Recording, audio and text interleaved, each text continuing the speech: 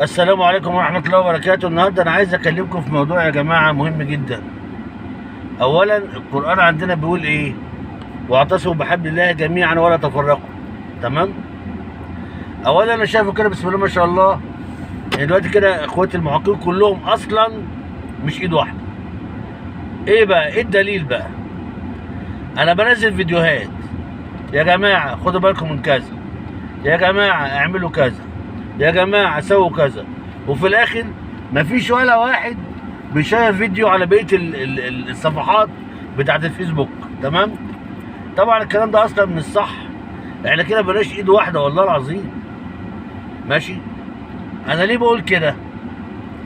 طبعا أصلا موضوع العربيات دلوقتي في بورسعيد الناس مش فاهمة أصل قصته إيه، لكن الصورة اللي ظاهرة إيه. تمام؟ أول حاجة بالنسبة للقصة، قصة إن عربيات الزيرو مبقتش شغالة تمام. أوكي؟ طيب جاب غلطة من المعوقين اللي هي إيه؟ بتبيع جوابك وداخل بقى على داخل على الفيسبوك، أبيع جواب ب100 وأبيع جواب ب100 وأبيع جواب مش عارف إيه. طب ما طبعا الكلام ده كله غلط. حلو الكلام؟ المهم هم وصلوا لكم الغلطة وهم واقفين إيه؟ العربيات دي كلها. ماشي؟ طيب دلوقتي الحل ايه يا عم احمد؟ اولا في حل منطقي قوي اصلا. ليه بقى؟ النهارده الكلام اللي انا هقوله لو انت شريت الفيديو في كل الجروبات، ماشي، صوتنا هيوصل في مصر وبره مصر عشان تكونوا عارفين.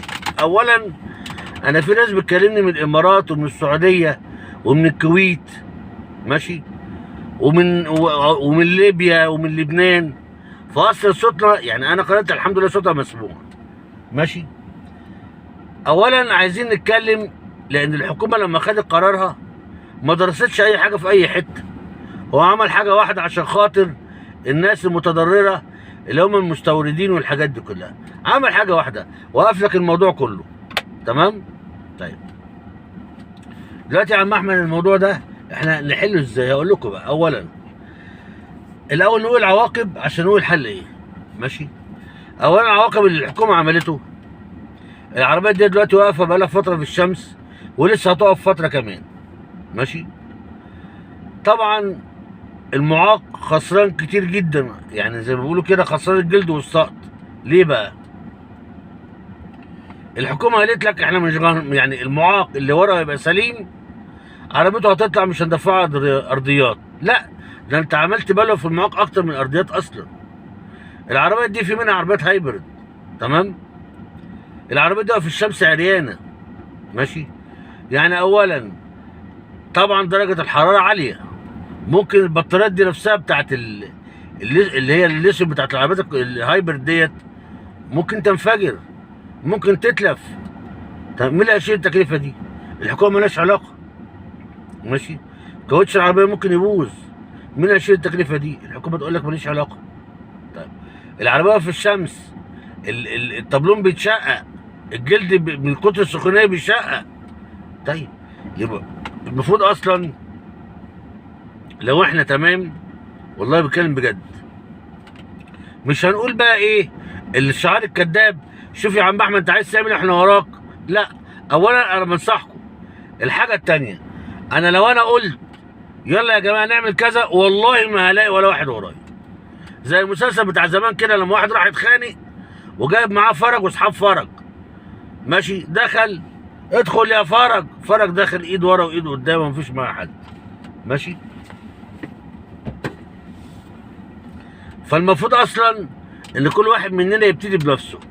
اول خطوه صح تعملوها ان الفيديو يتشير. ماشي.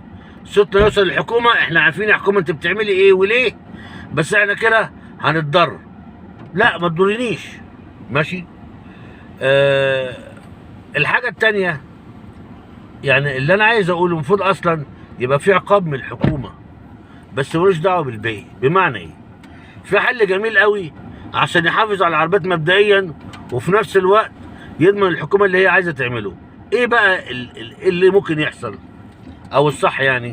اولا العربيات دي هو هيطلعها من الجمارك، تمام، لكن مش هيبعت معاها اذن الافراج. اوكي. يعني بمعنى اصح هيقف ترخيصها مثلا المده اللي هو عايزها، مثلا يعني هو عايز عبال ما يعمل بحث في الملفات وايه اللي بايع وايه اللي مش بايع وجواب والحاجات دي كلها، تمام؟ لا، انت حضرتك كده مبدئيا هتطلع العربيه لحضرتي، حلو الكلام، وسعادتك هتبعت جواب للامور الممنوعه ترخيص العربيه غير مثلا بامر كتابي مثلا من وزاره الماليه. اوكي؟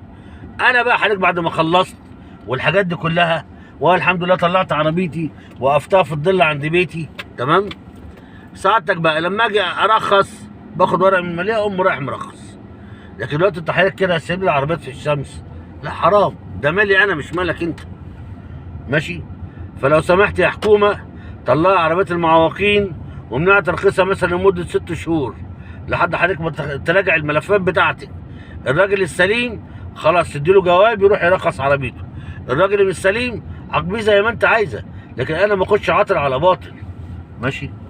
فعايز اقول لكم احنا والله بجد عشان احنا مش ايد واحده عمال بناخد على قفانا وتلعب بينا الكوره. ندي بقى امثله عندي انا في شغلي. ايه هي بقى الامثله ديت؟ بيجي مثلا شخص، تمام؟ بابا عارف ان انا بعمل فيديو. يجي مثلا شخص عايز يحجز، انا راجل جدع بقول لك يا حبيبي انا زي السايبر هحجز لك، تمام؟ بعد الحجز انا هساعدك. ابص الاقيني فتحت على نفسي باب ملوش لازمه. يا ابص طب نعمل ايه؟ انت حاجز عندي توجع قلبي معاك ليه؟ كل واحد فينا مكفيه اصلا. واحد يقول لي انتوا ايه بتستحلوا مال المعاق، بستحل مال المعاق في ايه؟ ده الموضوع كله اصلا 300 400 جنيه ولا 500 جنيه حتى، بستغله في ايه؟ ده انا بحجز لك وبتابعك وبقول لك تعمل ورقك الصح ازاي على حسب الاعاقات اللي انا مثلا شفتها. حلو الكلام؟ بتجيلي بقول لك الخطوات الصح ازاي جوه عشان تخلص. ماشي؟ يعني فلوسي دي انا بحللها بتعب. ماشي؟ ابص الاقي وجع دماغ على يعني وجع دماغ ويسالني في حاجات ماليش فيها. الحاجه الثانيه اجي مثلا لواحد اقول له اللي عايز يسال يخش يسال جوه القناه بتاعتي، تمام؟ يقوم بعمل ايه؟ ده والنبي عامل ايه الاول؟ تمام يا جماعه. يجي مثلا واحد ايه اصل معايا فيديو قهوه زياده فرنساوي زياده ماشي؟ يجي مثلا اقول لهم يا جماعه بعد اذنكم يعني احنا كلنا بنساعد بعض. انت النهارده عايز سؤال محيرك عايز له اجابه صح كده؟ انا دلوقتي اديتك الاجابه، تمام؟ خلاص ساعدني انت كمان. بقول لي عايز يخش يسال جوه القناه. ابص واحد يقول لي ايه وانت عايز تخش عشان نعمل لك مشاهدات؟ انت بيجح قوي والله العظيم. يعني انا بساعدك وبقول لك انت كمان ساعدني تقول لي لا تجاوبني هنا؟ هي بلطجه في ايه يا جماعه؟ والله بجد عايزين نمشي بالعقل والمنطق. انا اصلا ولا مجبر ان انا اساعدك ولا تبعك ولا وجع القلب. انا ممكن اعمل زي السايبر احجز لك واضرب دماغك في الحيط. فاللي يقدرك قدره. اوكي؟ المهم زي ما قلنا كده يا جماعه، يعني نبعت كده فاكسات لرئاسه الجمهوريه، تمام كده، على الاضرار اللي هتقع علينا زي ما انا قلتها. حلو الكلام؟ والحل البديل برضو اللي انا قلته ايه هو. اوكي؟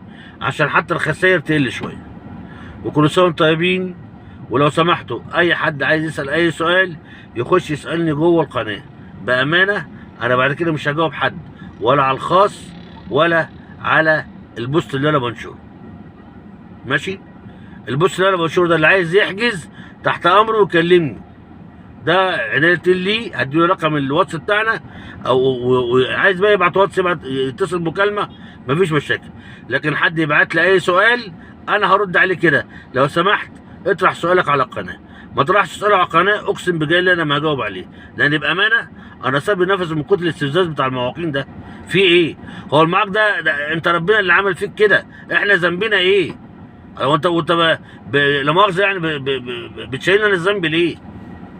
وبعدين لا مؤاخذه ده اكل عيشي انا، ده اكل عيشي، ده شغلي. انا عندي محل باجره وعندي عماله وعندي فواتير وعندي بيت وعندي ليله ما يعلم بها الا ربنا. السلام عليكم ورحمه الله وبركاته. مع السلامه.